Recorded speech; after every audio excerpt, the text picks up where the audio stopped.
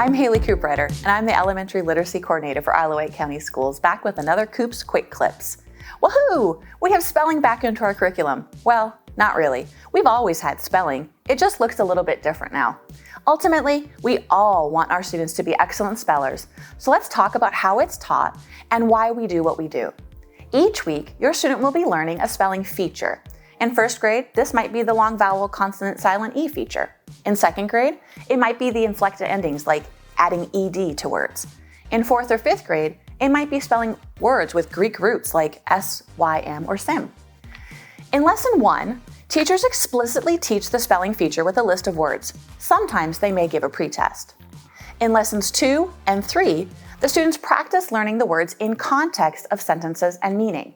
This practice, alongside the feedback from the teacher, helps transfer the learning for the student.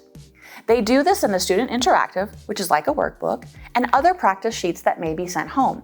Teachers may also give a little bit of extra practice for homework in the form of what's called a skilled builder. All of these would be powerful to review with your child for extra practice in learning how to spell words. With the Virginia Literacy Act, all that we do is backed by science-based reading research. There's a lot of research when students study words in addition to the explicit instruction and practice that they are receiving at school, they see the best results. However, there's research that says memorizing word lists does not necessarily work, which is why we are not sending home the list of words.